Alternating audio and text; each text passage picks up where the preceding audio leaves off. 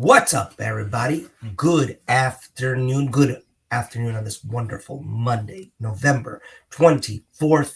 You guys already know what it is. It's a Monday across the board show.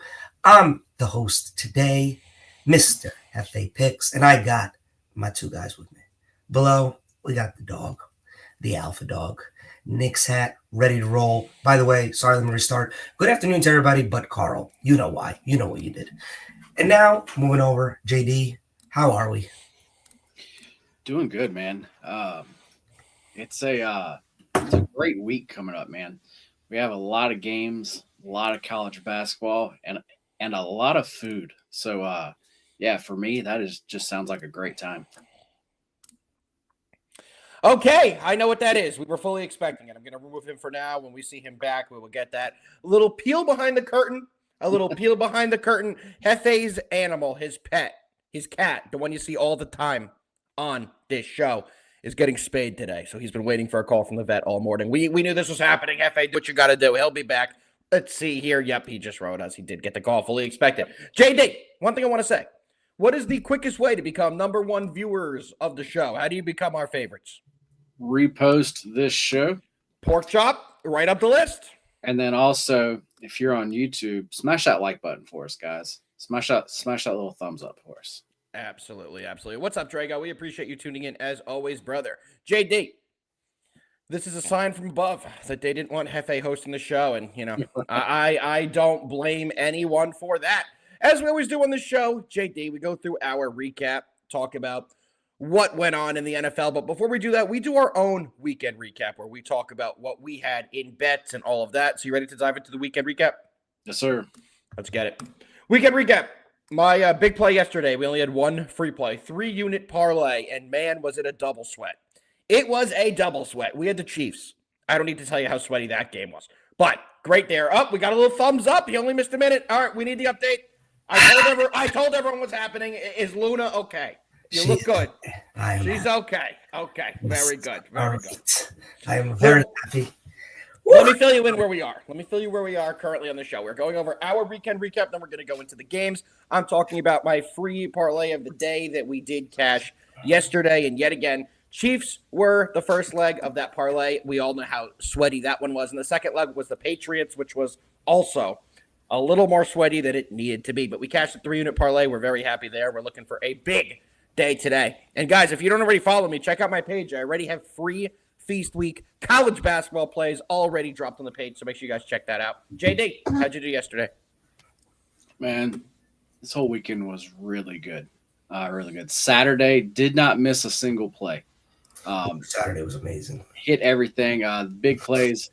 Did have a big play on it was the ECU and actually UTSA game over. That was absolutely no sweat. I had the Utah team total over, absolutely no sweat. And then yesterday, big play was that Chiefs Rams parlay. That was sweaty for half of it and not sweaty for the other half. Yeah. But that one did come through yesterday. As far as actually team totals, I kind of went heavy there. They did well. We had the Seahawks team total over. That one cashed. We had the Jags team total over. That one cashed. The Patriots was the one we had that lost. And we'll talk about that game. But that one really should have cashed. I don't know how it didn't. And then, of course, to end the afternoon, we had the Cowboys on the team total over there. And we all know how that game went. And we'll get into that again here soon. So, yes, this weekend was, extremely good. Extremely good. Yeah, I'll make mine quick. I mean, Saturday was one of those rare, we had zero misses types of day. I mean, to be honest, I can even tell you there were instances. Two of the games that I had, I had Duke -6.5. Me too. What a win that was. Me too. It was a free play for me. And it was unbelievable because the only reason I won was because of a ridiculous fake punt play. Fake field goal. Yeah. Fake field goal. Yeah. And then in the following game, Penn State, I had the over. And the only reason I hit the over was because of a fake punt. It was just like everything combined. And we also had Iowa State, which was a snooze fest. That game was never even really close. I had them as well. And BYU money line. Saturday was one of those days where it's like I was nervous about yesterday. I was like, We just lost your mic completely. We fully lost your mic there.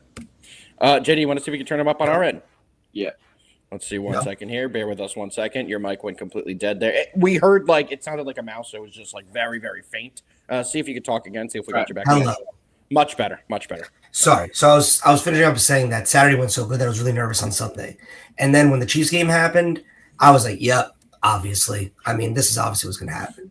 But there was a point on there was a point on in that game, and I know we should just honestly get into it. The Chiefs Colts. That's what we're starting with. Okay, I've been waiting for you to tell me which one. I have a tweet teed up for just waiting for the game. There was a point in that game, guys. I don't know if you saw it, and I forget who the announcers were, but I think it was Jim and Tony, where they made I think it was Tony Romo who said, he was like, and this is the time of the game where Mahomes has to just say this is a playoff game and put it on his back.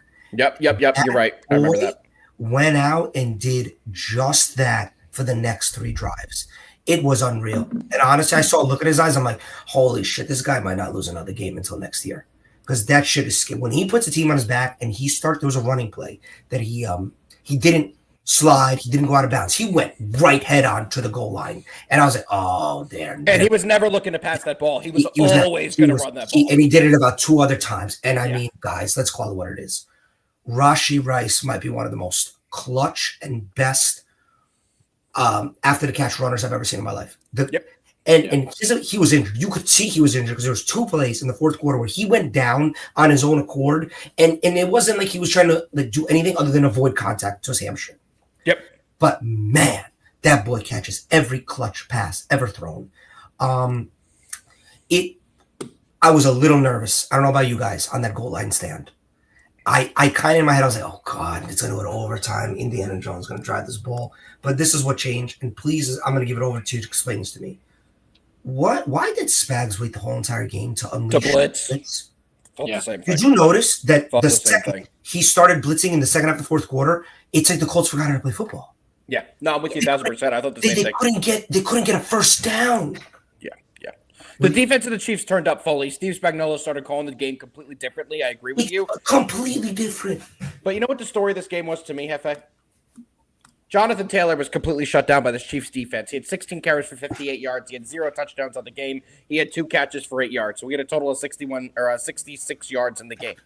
I was very surprised that they only gave him the ball 16 times. I know that he only had a 3.6 yards per carry, but the offense isn't what lost the Colts this game. The offense did enough to really keep them in for the bulk of the game. Daniel Jones did not have any turnovers. He had 2 touchdowns on the game. Receiving, he kind of spread the ball all over. Warren had 5 catches for 45. Pittman had 5 catches for 27. Then you have guys like Ashton Dulin, who had that nice 48-yard reception. But the story to me was that not only did Patrick Mahomes step up in the moment that he needed to step up and win the Chiefs this game, the Chiefs defense played playoff caliber defense in the time that it mattered. 0 mistakes. They played fantastic football in the fourth quarter and beyond, including into overtime. And the Chiefs went in there and they refused to lose. Their season was on the line. Jefe, I know you received those texts from me in our high school group chat where I was screaming like an 8th grade girl in the 3rd and 4th quarter saying, what are the Chiefs doing? They're absolutely throwing away the whole season. What is going on here? You sent about 5 seasons over texts. Season's over, season's over, season's over. Yeah.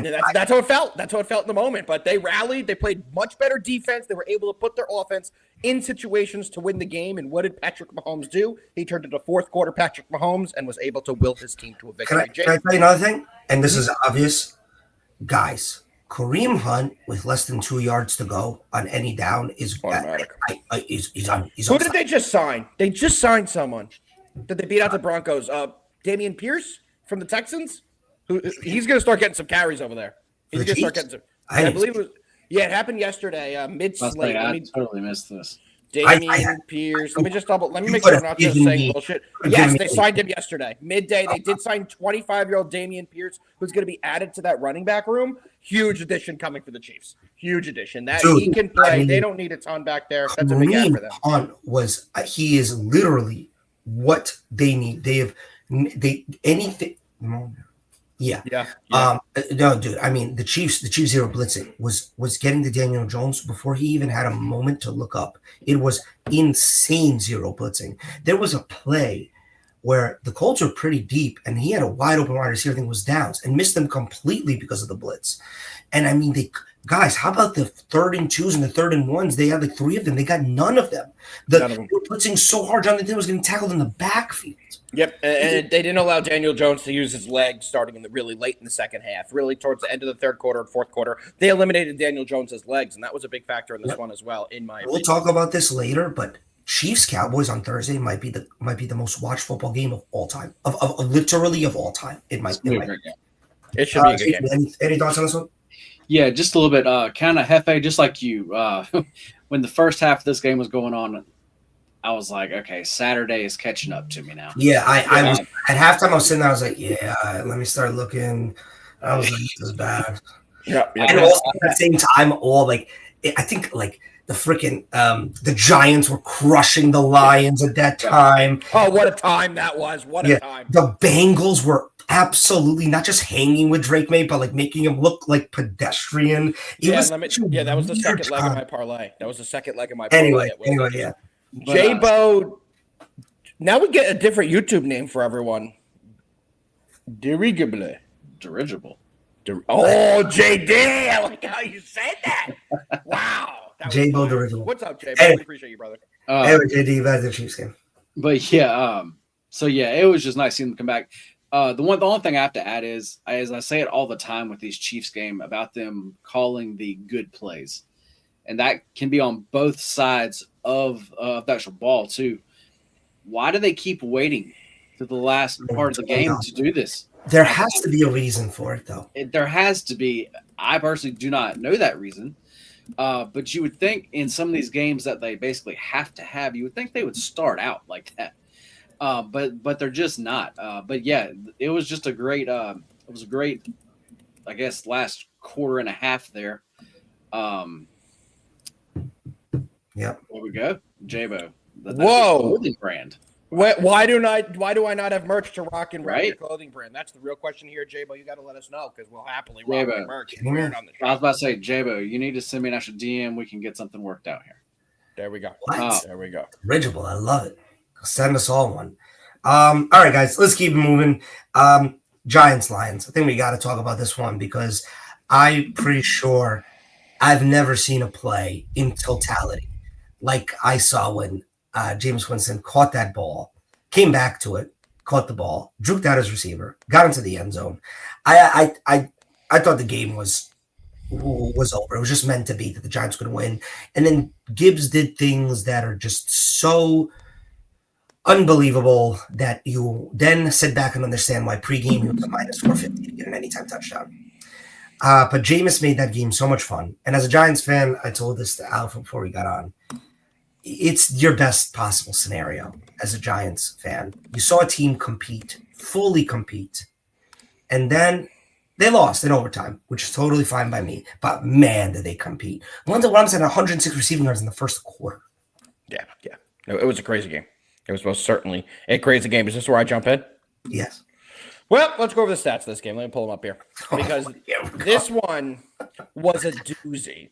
And let me tell you something. I was entertained. As a Giants fan, that's all I'm really looking for right now. Jameis Winston dropped back and threw the ball for 366 yards. Wan'Dale Robinson retrieved and received 156 yards via the air. Amon-Ra St. Brown also had 149. Jahmyr Gibbs had 972 rushing yards on the game with 13 touchdowns. Unbelievable. The Giants are the worst run team I've ever seen. I don't understand why anyone has ever thrown the ball against them. They have been absolutely terrible against the run. And look what happened. They take Dexter Lawrence out for the first play of overtime. That is why Shane Bowen is fired. Well, one of them, Stetsy Boy, to your comment here, one of them still has a job and one doesn't. Shane Bowen was fired by the New York Football Giants this morning, and you know why. They have blown 5 fourth quarter leads this year. I believe they had a double-digit lead in at least 4 of them, if I'm not mistaken. Hopefully the defense will get better for this Giants team and they can stop somebody running up the middle for 80 yards because that seems to be their biggest issue, but what an entertaining game it was. And let me tell you something. Jameis Winston is the most electrifying athlete in all of sports. I don't care what the sport is, just his aura, the way he gives his speeches, the way he goes out there and competes. He is one of the most fun people to watch play any sport in the world, and I can watch Jameis Winston play football every single day for the rest of my life. He is just an absolute delight to watch play the game. JD, as a non-Giants fan, what did you take from this game? Yeah, this game, be honest, I did not watch a single play of actually this game here. That makes one of us. I am definitely happy that the Lions did actually pull out the win. I do have to say, I believe Pork Chop is in the chat here. He did retweet the stream. He did get Yes. in. He did get a shout out on the show for retweeting the stream, which all of you do get. Look at the Yes. bottom bar. Come on. Thank you, Pork Chop. I actually was talking to him. It was either Saturday night or Sunday before the game. Did you lose a bet? But I was saying, well, no. As far as this game, as far as the Lions side, he just thought it was a great spot. I just meant, did you lose a bet because you had to talk to a Pork Chop on your off time? I thought that was a punishment for you. That's funny. But I was worried about. I mean, I didn't think it would be quite as close as it was, but I was worried about the Lions in the spot because they have such a big game Thursday, and that's why I didn't want to lay anything with them here. So yeah, this was a game that I did. Yeah, I just had. Yeah, that is. Yeah. All right, guys, keep moving. Steelers Bears. That was talk about a fun game. That was a fun game. I don't know what it is about Pittsburgh going to Chicago. They cannot get a win ever. I don't think Ever. I think they won in Chicago one time since the 1930s. Literally, I think that was a stat I saw. I don't know what to take from this game, honestly. I mean, Caleb looked really good at times and then kind of crappy at other times. Still threw for 3 touchdowns, no interceptions, 239 yards. But that offense, I just don't know what to take the Bears as. But when they're healthy, that's one of the best defenses in the league. And I think they lead the league in takeaways in terms of interceptions. So that's a scary place. They have a really interesting game this week, the Black Friday game against Philly. I know you've been looking forward to the Black Friday game for weeks now, Jefe. You've been so excited. We have one this year. So big game coming up on Friday. I do love a Black Friday game. I think it's awesome that we get an extra day of football. What actually sucks about the game is it's played at it's at 3 o'clock. Yeah. And that's because college football is going to own that evening. Sure. But that's a whole other story for a whole long time. I don't know what to make of the Bears, guys. It's not even more so about this game versus Steelers because they had Mason Rudolph at the end of the day. But I don't know what the Bears are. I guess they're decent, and we're going to see what they are, I think, this next week, truly. Yeah, my thoughts on this game. There's absolutely nothing you could take away because if Mason Rudolph was not the quarterback of the Steelers yesterday, I was going to say the Packers. And if they had Aaron Rodgers in there, I think this would have been a much different result. Mason Rudolph missed many wide open receivers, and the Bears allowed 28 points to a backup quarterback, and they allowed all of it on the run. They knew they were going to run the ball all game. They allowed Kenneth Gainwell to run the ball 10 times for 92 yards. That's a 9.2 yards per carry average. They also allowed 68 yards to Jaylen Warren. So they were getting pieced up on the ground all game long. And, man, there were so many opportunities for the Steelers to take the ball over the top where Mason Rudolph just did not have the arm strength or the talent to get the ball where it needed to be. Do I believe in this Bears team? Absolutely not. Absolutely not. I'm going to put it out immediately. That is my stance on this team. Yes, they're 8-3 on the year. Yes, they're 4-1 at home. They have gotten it done. Absolutely. But they remind me of a team that's going to be like the Vikings of last year's playoffs. As we get close to the playoffs, I think in the big games, they're going to fold. You take a look at who this team has beaten. They beat the Steelers without Rodgers. We saw how that played out. They beat the Vikings. They beat the Giants. Everyone beat the fucking Giants. They beat the Bengals. They barely beat the Bengals. They beat the Saints. They beat the Commanders. They beat the Raiders. And they beat the Cowboys back when the Cowboys were dog shit. So for me, they haven't really beaten anyone. I haven't learned anything about this Bears team. They have not played quality opponents. And when they have played decent opponents, they have played teams that have been missing some key players at critical positions. So for me, I'm not all the way in on this Bears team yet. It's going to take a lot more for me to be in on this Bears team because from what I'm seeing, I think they're going to be an early playoff loser. But, it's a big improvement from where they've been. Don't get me wrong. I just don't think they're a contender or anything quite like that yet. JD, what are your thoughts? Alpha, you put that great. I really can't add on much there. The Bears team, do I actually believe in them? No. What they've done, yeah, just actually like David said there. I mean, that means something. It means something more for the team. I mean, like everybody is definitely like bought in, and like they think they're good. Um, yeah, I'm just ready to see them play some other teams. As far as the Steelers team, just kind of like you said, if actually Riders would have been in, that actually would have been a Steelers play. Agreed. But I stayed off of this game. Like kind of like you said, I didn't really learn much from actually this one. So yeah, we can just go ahead. Caleb made some good plays, but let me tell you something. That was one of the worst plays I've ever seen when he ran back into his end zone, got strip sacked for a fumble, and gave up a touchdown. What was he doing? He like literally turned around and ran towards his end zone. He was out of the end zone, turned and ran into the end zone, and then tried to throw it, and you knew he was going to get stripped there. Just one of the worst plays I have ever seen. Our guy, Red Hot Take, who I believe that was who came in here last week and told us Burrow was not going to play. Amazing call. No, wasn't that Pardon My J, actually? I think it was Pardon My J who came in here. That's the one who knows him.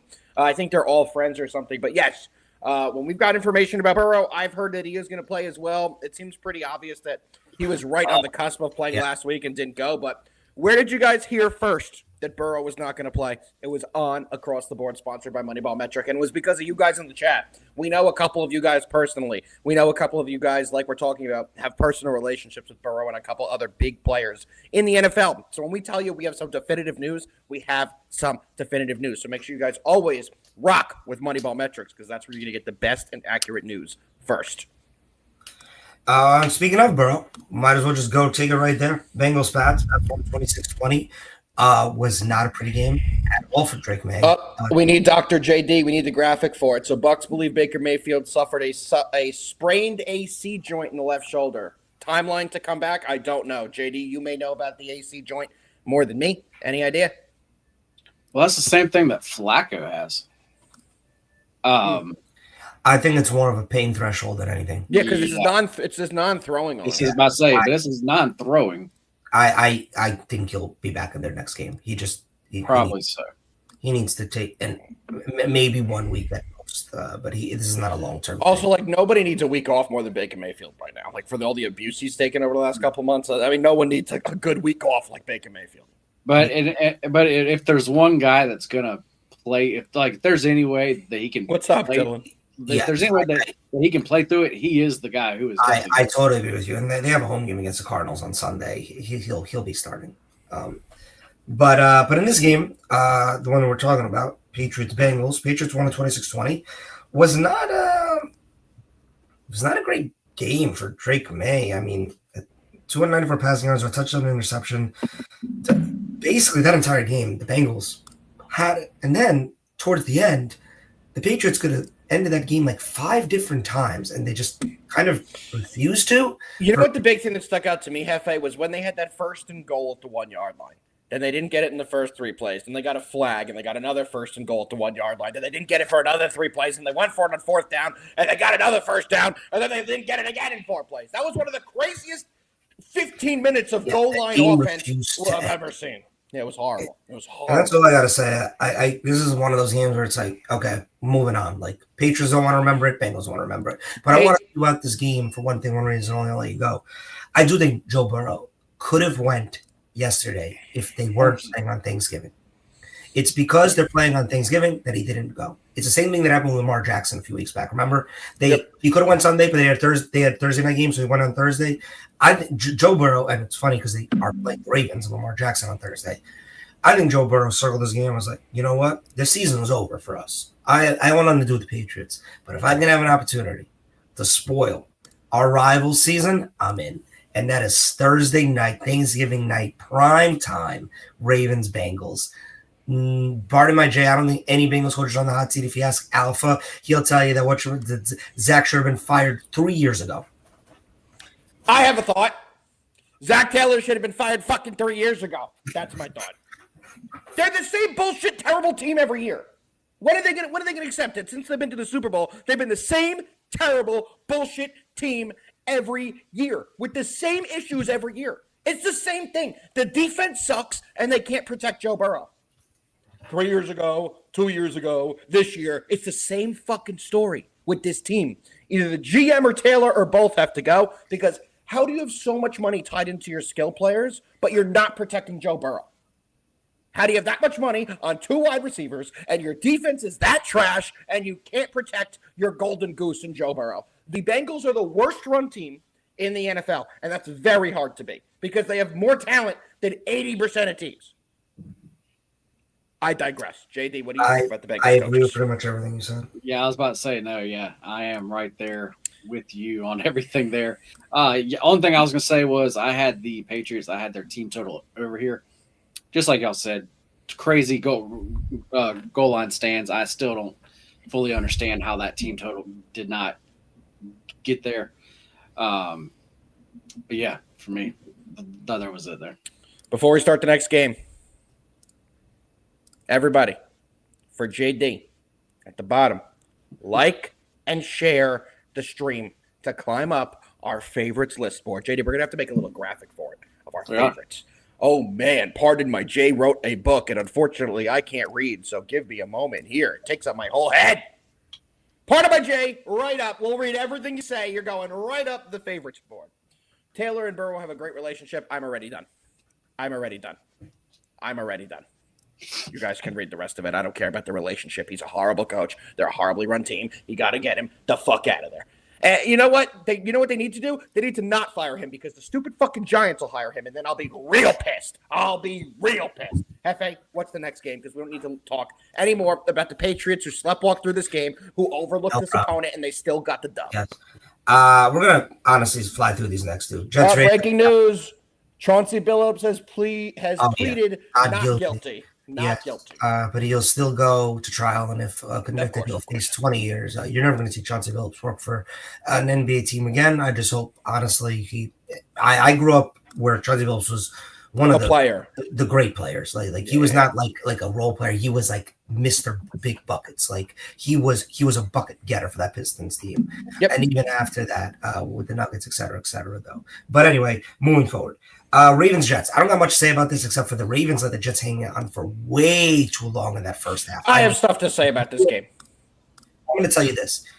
Aaron Glenn might be a horrible head coach. He just really might be. Do you think he is? I kind of think the opposite. I kind of think he's doing a good job. I kind of just think he's just really just not a good coach. I think he's a great leader of men, but he's not a good X's and O's guy.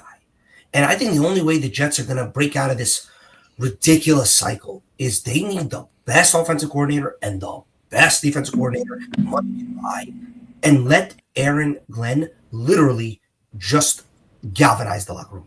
Just be the galvanizer. They were in this game.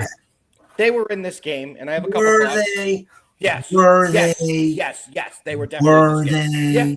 Yeah. I'll tell you what. Up until a ridiculous Breece Hall fumble. They were. That's exactly when they lost the game. They were in the game until that Breece Hall fumble. And I have a couple of things to say about the Ravens. JD was mad at me because I texted him mid-game. We know JD's the Ravens guy. And I made a point to text him mid-game and say, this Ravens team is a bunch of fucking frauds. And guess what they are? What do they do well? They're 6-5. They're 3-3. Derrick Henry looks like he's 97 years old. Is there no Hamilton?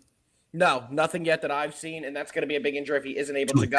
That is there's few people that are more important to their position than Kyle Hamilton is to the Ravens.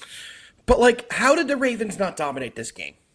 Realistically, why do we talk every week about the Ravens basically having a lackluster performance? Even when they win, I haven't been impressed this year. They beat the Browns by 7. Congratulations on the week prior. They beat the Vikings. Everyone beat the Vikings. They beat the Dolphins. Everyone beat the Dolphins. It's looking like their only good win on the year is against the Bears. They show me nothing to give me faith in this team. They don't look good in their wins. They don't look good in their losses. They're just out there. Now, don't get me wrong. They look like they're a slightly above average team. But this is a team that I thought coming into the year, just like JD, had Super Bowl aspirations. They have the quarterback. Their defense got better. They have Derrick Henry still running people over. But yet, this offense doesn't hum. I'm used to seeing this team score a ton of points, and they're just not doing it. JD, what are your thoughts? You know what you just said? You said it without fully saying it. You said that they've been playing pretty much a bunch of subpar teams and just doing what has to be done to win the game. Yes, that's what they've done. And there's nothing wrong with that. I think they're 6-5. It's not like they're cruising.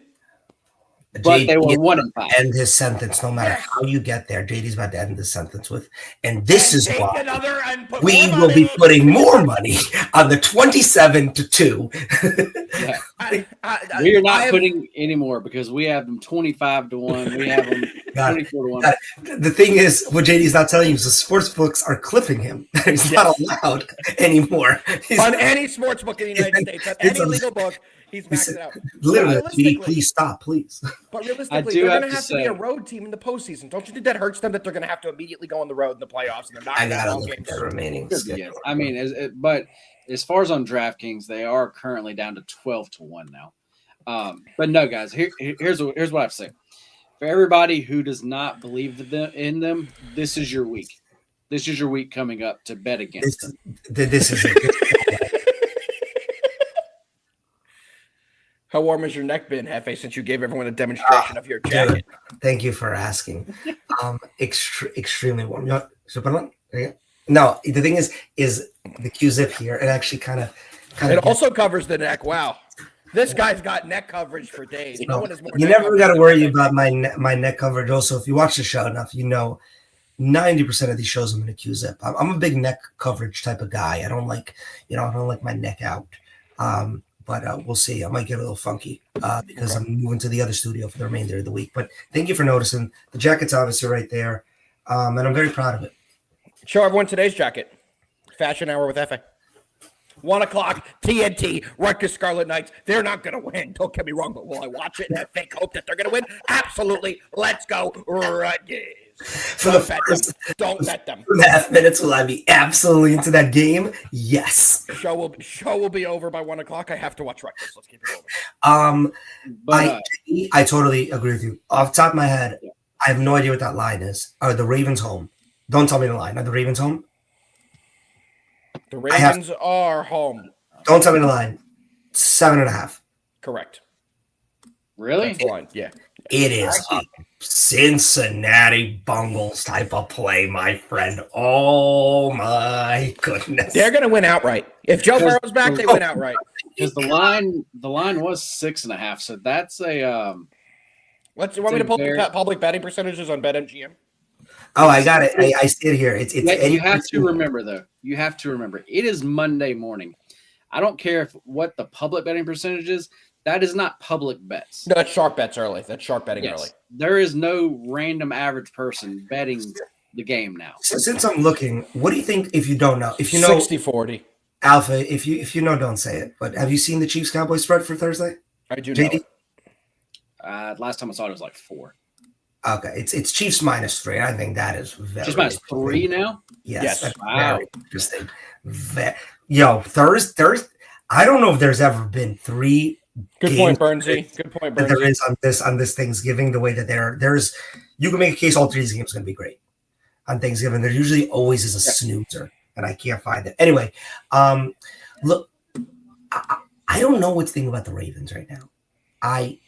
They're going to get to the playoffs, but I think their path is going to be very interesting because I think there's a few teams like the Texans that match up very well against them. Texans are a nightmare for them because of their defense. That's a nightmare. Nightmare. Because if they can bottle up Lamar and make him into a pocket passer, I don't know if they have the wide receivers to compete with what the Texans have in that secondary. Do you think Zay Flowers is bad? Do you think he's bad? He has all the speed in the world, but he makes no difference on Sunday. I'll put it to you this. He's not great. He makes no difference out there. He's not great, but I'm not going to say he's bad. Overrated for where he was drafted compared to his expectations for he did in his rookie year. I'll ask you this. I'll ask JD this, even though he's a big Ravens backer. Is Zay Flowers a wide receiver 1 on any other team other than the Ravens? And don't give me like the Cardinals or some bullshit, or the Jets or some bullshit like that, or the Giants. None of them. I would say no. He's actually like your number 2 guy. He's a slot receiver, right? He's a slot receiver. That's the problem. He's a slot receiver. Your number 1 guy has to be your big body route guy that can get it on a 3rd and 3. Zay Flowers is not that. No. And what happened to Isaiah Likely?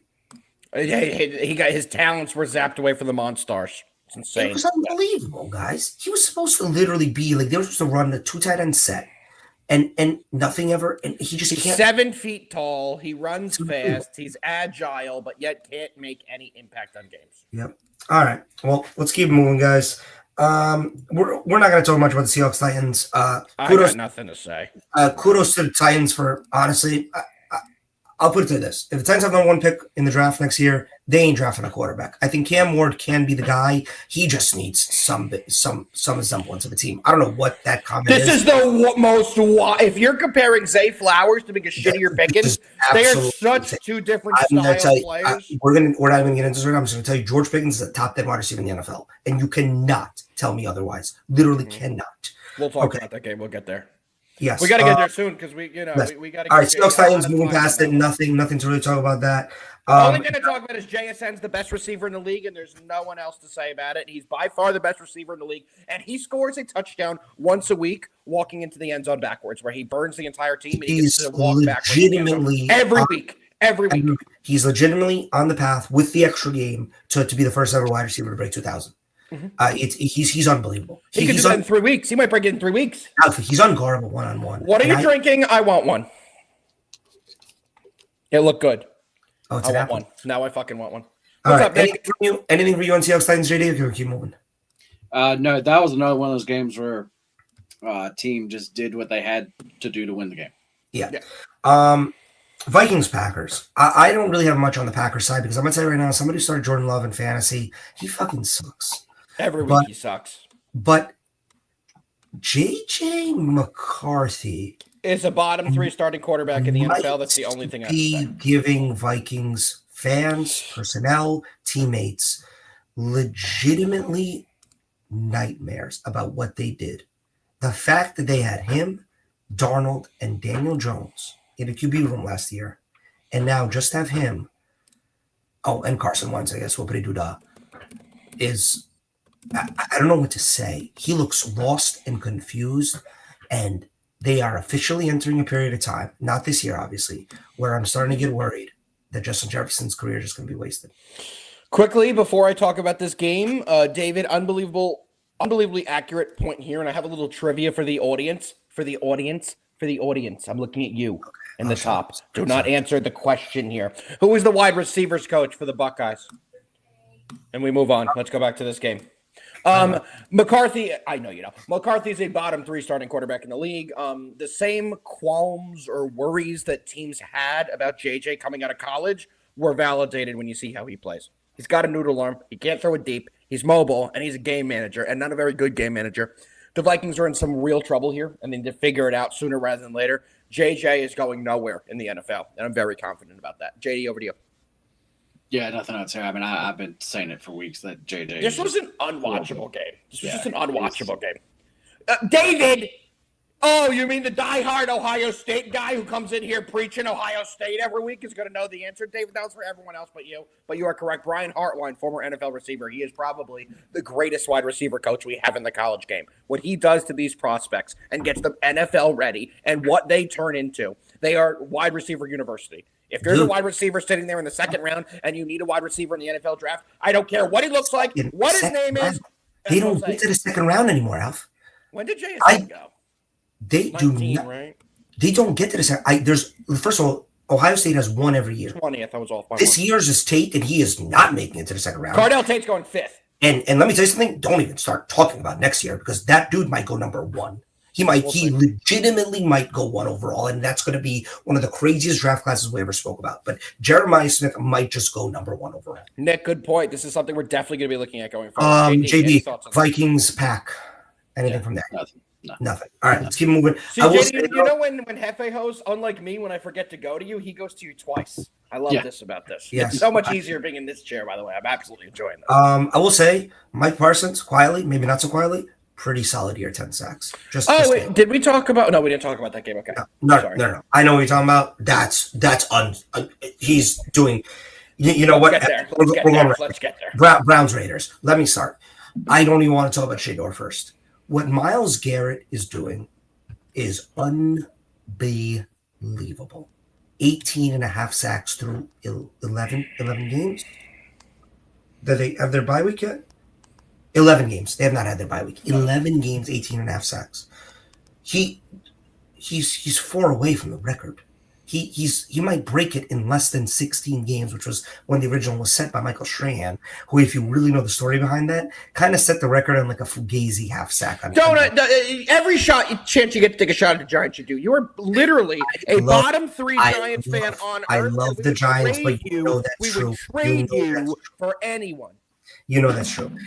He's amazing. That is true. And let me tell you something else. I'm a Swessinger, whatever, rookie, defensive rookie of the year, second round linebacker, unbelievable. Mason Graham playing pretty well.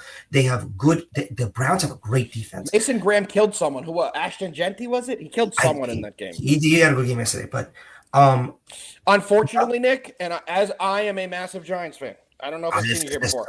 Massive Giants fan. Myles Garrett is the best to ever do it.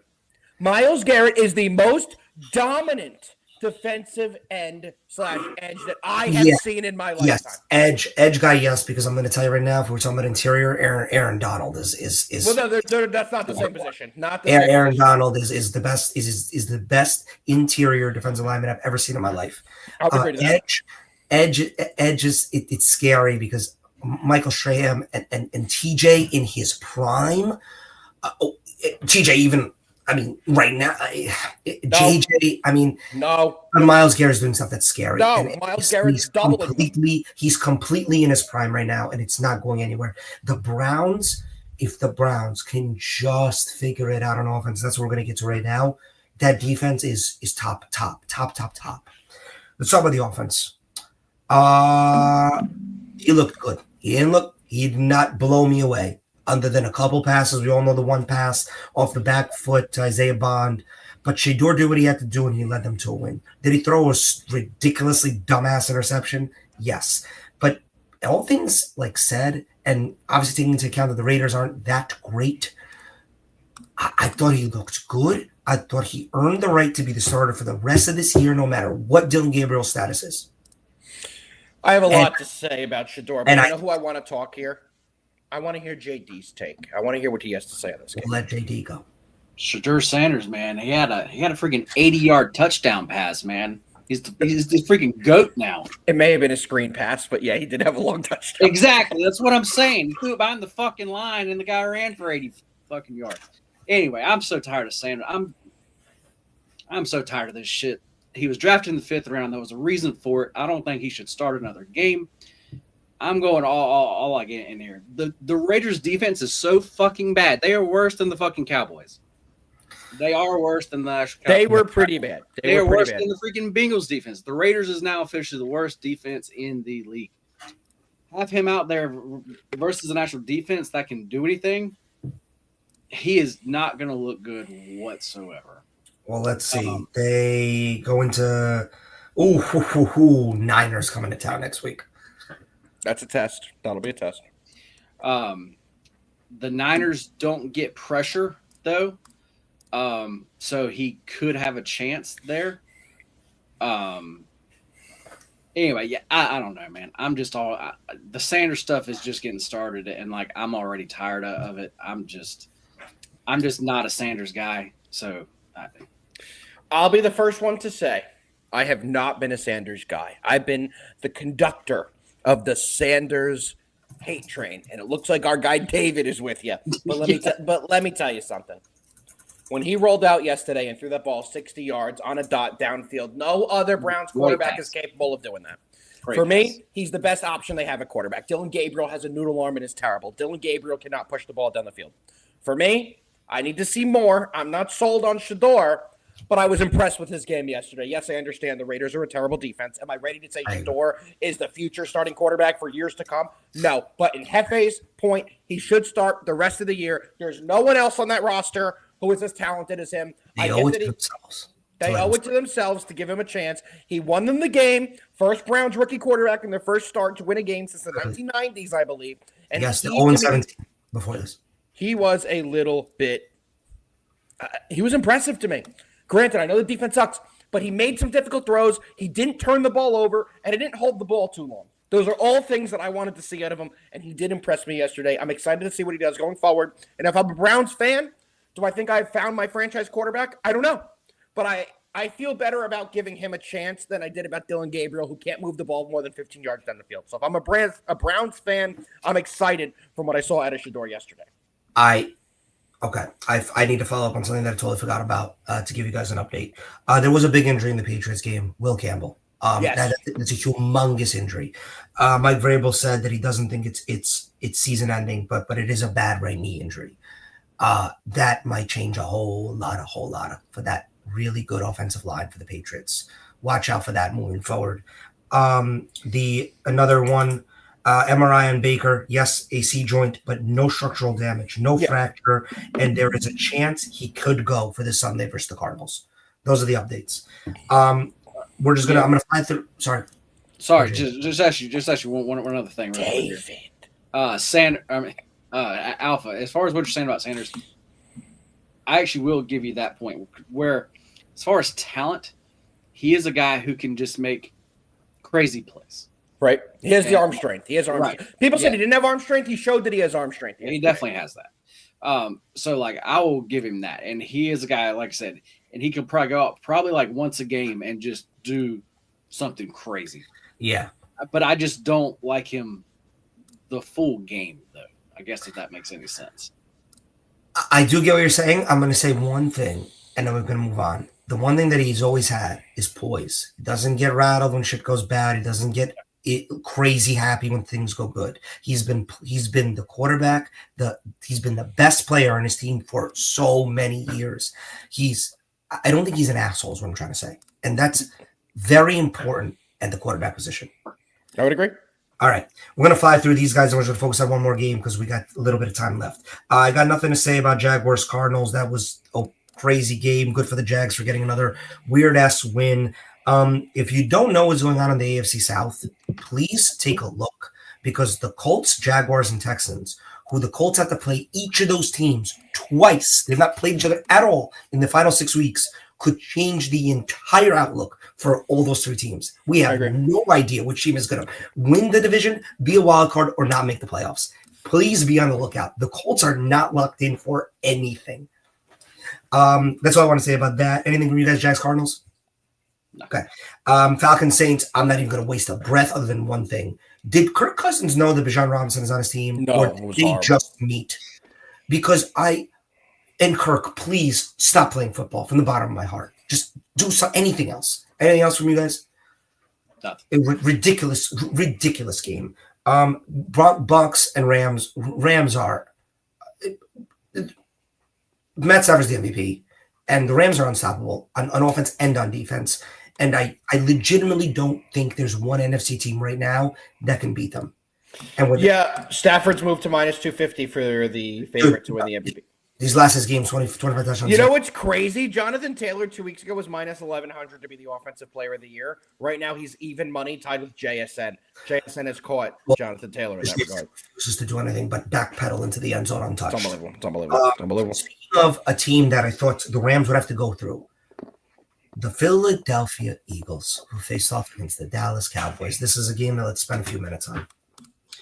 Those Eagles in the first half, you could have watched that game. You could have turned it off at halftime and told yourself they'll win 35-10, 35-14, whatever. I have never seen a team have worse offensive play calling in my life.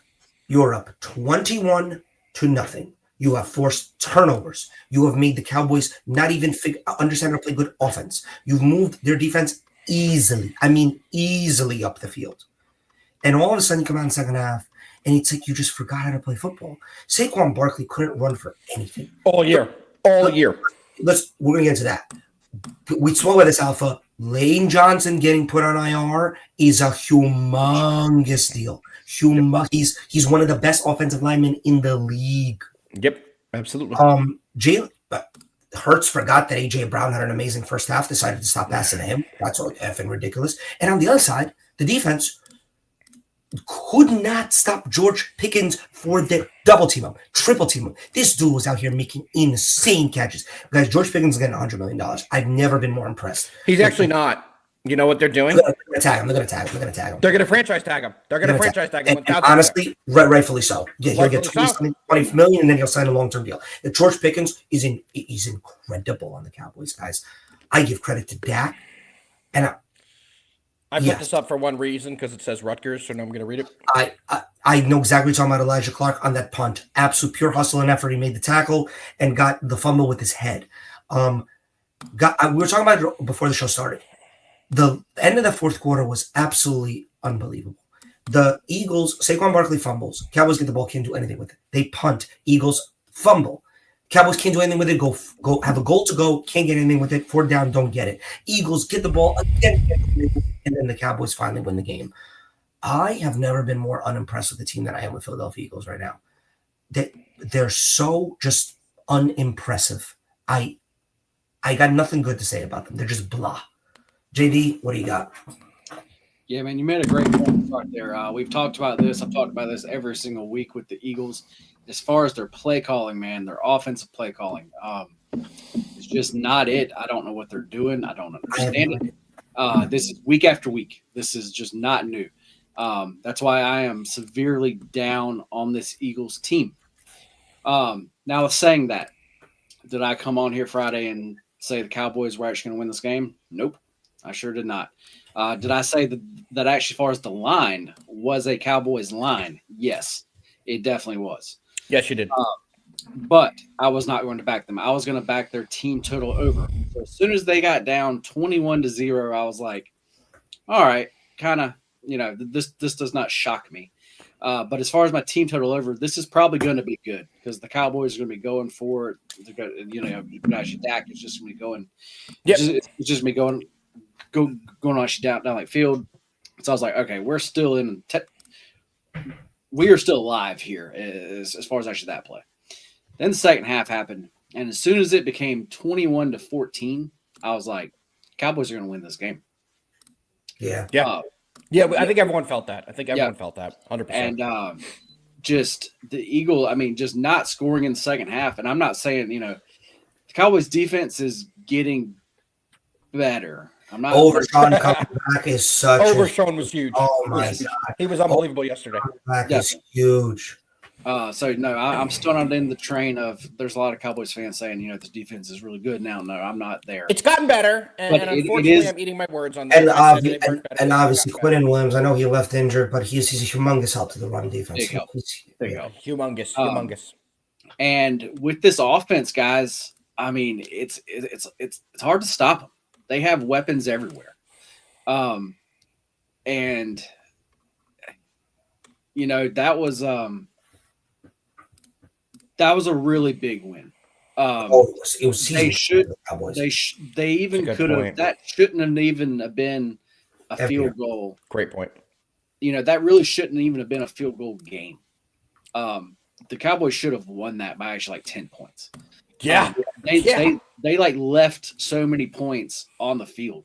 And JD, you know who left even more points on the field? My wonderful fantasy kicker, Brandon Aubrey, goes to hit a 51-yarder, which for him is an extra point, and he misses his second of the year. Unbelievable. Second of the year, man. And then they were, first and goal from the whatever yard line there, and they could not get that in. And then they went for it on fourth, which I understand it. At that point in the game, I don't know if I loved that call, but I did understand it because actually then you pinned them back. So exactly, and they couldn't run the ball anyway. Saquon had a 2.2 yards per carry in the game, so they couldn't run it out of the end zone anyway. So actually, that all worked out. But Lamb dropped a pass there in the end zone. That's a pass. This guy can't catch a cold. They gave him $800 billion, and he forgot that he had two working hands. Well, as far as happened to this guy? As far as the Eagles, I think it's a mental thing because he has a lot of drops. Actually, like playing them. Doesn't it feel like he does it all year though? This year he's been the drop machine. He has dropped more than he normally does. Yes. But yeah, it was a fun game. Actually, just actually being a Cowboys fan. It was a fun game as a Giants fan who hates the Cowboys. That was a great game. And seems to be Jake is not here today. Well, I wonder why. He's in his cave hibernating. We'll see him after the NFL season now. But basically, as far as my takeaway from it, as far as the Eagles, we've been saying it for like weeks. It just shows me that the way that we've thought of them is the actual like right way. And this Cowboys team is becoming more of a threat now. So I agree. JD, this is a question for you, and I need to know how you answer this. Go deep in playoffs. I mean, there's only one answer. It's obviously the Chiefs. I was about to say. If you this is where JD tells you to put more money on the Ravens. No, if you want to say at that point, I would have to say Chiefs. I would too. David, I'll tell you something. I don't see how this Eagles team even competes with the Rams. No, I don't see it. The Rams have the ability on defense to smother Jalen Hurts, and then on offense, Stafford he's playing the best football of his career, and he has weapons that he honestly better weapons than the Eagles have. Fellas, I have to go, so I'm just going to go through a couple things really quick, and then I'm going to let y'all. We're done anyway, baby. We're on to Monday Night Football. Guys, for me, just really quick here in the Monday Night Football game. As far as pressure goes, I actually said it earlier today in the show. As far as the Niners, as far as pressure on the quarterback, they are one of the worst in the league. Actually, I think they are the worst. Excuse me. In the league. As far as the Panthers, they are next to last. Neither one of these teams gets pressure. I think that both these guys are going to have time tonight. Prime time overs, those have not been fun this year, but tonight I do think we have one. Do you? I was looking at that. I'm glad you said that. I think that this total should actually start with a 5. Okay. And it does not. So I did play the over here tonight. So that's what I'm going to be on. But besides that, guys, we're going to be on tonight, 8 o'clock, live line. Join us. We will be here live betting the game. So, yeah, definitely make sure to join us there. Another one actually really quick thing before I have to get out of here, guys. College basketball, we kind of started off the show with that. Feast week is here. This is one of the best college basketball weeks that you can possibly have. And everybody, if you're watching the show, everybody knows that my start to the season has been very good. As far as our whole team has been doing well. And as far as over at Tails, we are the number one college basketball capper there, and it's honestly not even close. So it's a perfect time to join up with us. We are actually giving 50% off of VIP. J-Bo just actually said it there. Get in VIP. But we are offering 50% off. If you're on YouTube, it is linked below. And if you're on X, that link is actually in our pinned tweet. So you can find it there. Yeah, guys. Sorry I had to do all that really quick to get out of here. But I think that's it for me. And all right, man. Hope you fellas have a great day. Hope the chat has a great day. We will see y'all tomorrow. And let's fucking win. Let's fucking win, as JD always says. We appreciate you, brother. We'll catch you. Later, guys. Peace out. All right. Well. Oh, thank God the boss is gone. We can do what we want. We are not talking anything about Monday Night Football. Guess what? I don't care. Let's talk about what everybody wants to talk about. No, I would not trade Cat for Anthony Davis. How about you? I wasn't listening to a word you said. What did you even say to me? Would you trade Cat for Anthony Davis? Absolutely fucking not. Absolutely fucking not. I think it's this is even a conversation to be had. Because what's going to happen is Anthony Davis is going to be in a hoodie and sweatpants come April, and I'm going to wish that we had Carl back. If I can get AD for not Carl, maybe we can have a little bit of a discussion here.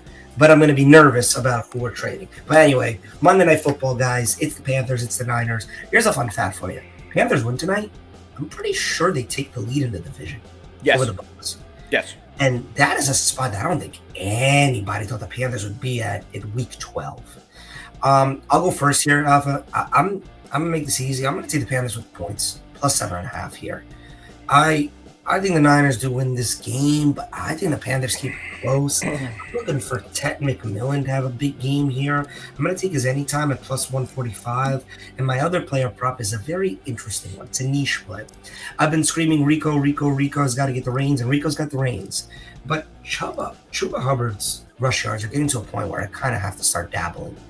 He's at over 14.5 rush yards tonight. 14.5. In his last 3 games, he's at 21, 14, and 17. And that's pretty much when Rico took over as the bell cow. I think he'll get there. So those are my 2. Chuba Hubbard over 14.5 rush yards, minus 115 odds. Ted McMillan, anytime touchdown, plus 145. And the Panthers, plus 7.5 on the spread. I like it. All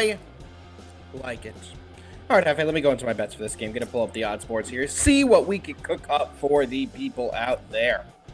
We all know 7.5-point line for the 49ers. I don't love that. I do lean the Panthers on the side. Haven't decided if I'm going to do that yet. I also like JD's over. I think we do see points here, over 49.5.